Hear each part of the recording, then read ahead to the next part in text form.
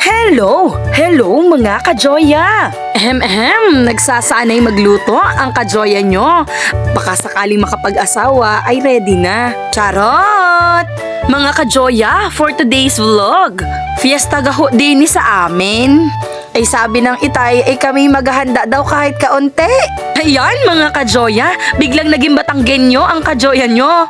Puwera biro mga kajoya, magluluto nga pala kami dyan ng aking ama at ng aking kapatid ng konting handa na pamulutan ng aking ama. Tulungan natin siya. Una nga pala naming lulutuin ay ang kalderetang manok. Una nga pala sinangkot siya namin dyan ang manok sa bawang sibuyas. Habang ginagawa namin ito nga pala ang aking ama, naggagayat ng patatas. Sinunod niya din gayatin ang carrots. At dinagdagan niya ng apoy itong aming niluluto. Ito nga pala yung aming patatas at carrots. At dahil nga pala mga kajoya, dahil sa sobrang lakas ng apoy ng aking ama diyan, sa di inaasahang pagkakataon mga kajoya, nasunog ang aming niluluto. Ilang minuto lang kami nagchismisa ni Papa. Ayan, sunog na. Kaya naman, change of plan ang kajoya nyo. Sa halip daw na ito ay kakalderatahin, ay amin na lamang daw gagataan. Tingnan nyo ang ngiti ng Papa ko dyan sa pagkakayad ng mga niyog. Nood pa more ng boxing ni Canelo, Papa. At dahil nasunog na rin ang bawang at sibuyas, nagayat ulit ako dyan ng bawang at sibuyas. Sinunod ko rin gayatin dyan ang luya, pampaalis daw ng lansa. Ayan, heto na ulit ang aming manok. Sa pagkakataong ito, sisiguraduhin na namin hindi ito masusunog. At baka babantayan na ito ng kajoya nyo. Hinayaan na nga pala ako ng aking ama na magluto dyan. Sabi niya, ilagay ko daw itong gata at halu-haluin. Mukhang master chef na ang kajoya nyo. Sinunod ko na ring ilagay dyan ng luyang dilaw. Bago ko nga ipagpatuloy mga kajoya ang aking pagluluto, dumating nga pala yung aking order. Ang order ko na perfume dessert London ni Ivana Alawi. Dahil sa hindi nga natin magiging kamukha si Ivana Alawi, syempre kahit maging kaamoy man lang natin siya. Kaya naman bumili ako ng plum and black locusts. Ay siya, balik tayo dito sa aking niluluto. Pinaglagyan na nga pala sa akin dyan ng sili at dahon ng sili. Ganon din, sinunod din namin ng papaya.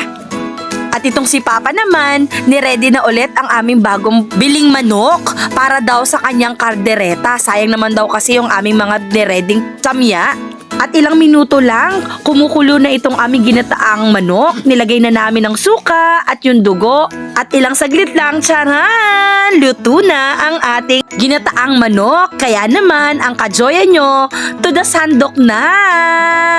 At dahil luto na ang aming ginataang manok, ayan, sinimula na rin namin ang kalderetang manok. Ayan, nandyan nga pala si Papa. Timplahin ang aming kalderetang manok. Inuna nga pala niyang ilagay dyan ang bawang sibuyas, then ang tomato sauce. Naglagay din siya ng oyster sauce, peanut butter na talagang napaka-importante ng sangkap na ito. Naglagay din siya ng paminta, ketchup, toyo at suka, asukal, at syempre ang reno. Pagkatapos na mailagay lahat ang mga lahok na yan, ayan, minekos-mekos na ng kajoya nyo. Hinalo-halo niya yan para magsama-sama ang mga lahok. At ayan, pagkatapos ko diyan, agad ko na ulit nagluto. For the kaldereta naman ang lulutuin ng kajoya nyo. Minekos-mekos ko lang yan. At natapos ang ilang oras, lutong-luto na ang ating kaldereta. Habang nagluluto nga pala ako dyan, nandito sa kabilang lutuan ng aking kapatid na ito na si Ate Gladys. Nagluluto naman dito siya ng carbonara. Napakasarap nito mga kajoya. Kaya try nyo na rin sa inyo. At ilang saglit lang, luto na nga itong niluluto ko. Kaya naman, hinahon ko na ulit ito. At dahil napasarap ang aking lutong ito, ayan, tignan nyo ang ginawa ko. Kumuha lang naman ako ng bahaw at inilagay ko ito dito sa akawali para sa irin yung mga sauce. Napakasarap kasi, sayang kung hindi siya makukuha. For the Said ang person, tara mga kajoya, parniho sa amin, kain tayo. Happy Fiesta nga pala sa aming barangay Marayos. Simple lang yung handa namin just in case na merong bisita na dumating. Ayan nga pala ang aking lolo, mga lolo at lola. Kain po tayo. At syempre, titikim din ang kajoya nyo. Mga kajoya, ano pang hinihintay nyo? Tara, kain po tayo. So, paano ba yan mga kajoya? Hanggang dito na lang muna.